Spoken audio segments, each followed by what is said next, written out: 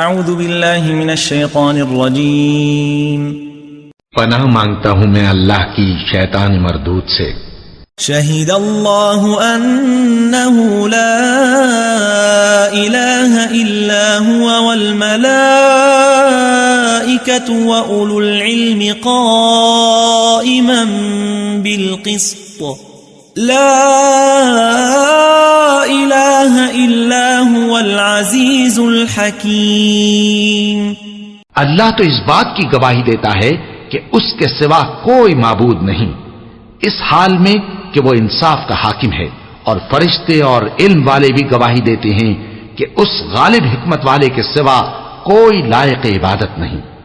ان الدین عند اللہ الاسلام وما اختلف الذين اوتوا الكتاب الا من بعد ما جاءهم العلم بغيا بينهم ومن يكفر بآيات الله فإن الله سريع الحساب۔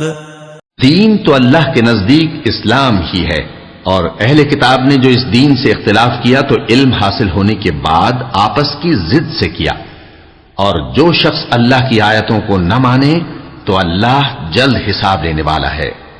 فَإِنْ حَاجُّوكَ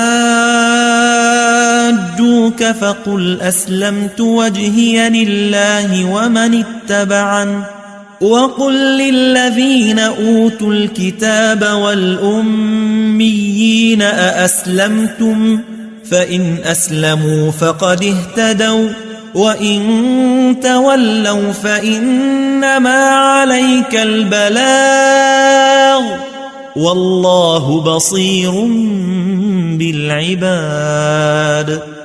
اے پیغمبر، پس اگر یہ لوگ تم سے جھگڑنے لگیں تو کہنا کہ میں اور میرے پیرو تو اللہ کے فرمانبردار ہو چکے، اور اہل کتاب اور ان پڑھ لوگوں سے کہو کہ کیا تم بھی اللہ کے فرمانبردار بنتے اور اسلام لاتے ہو؟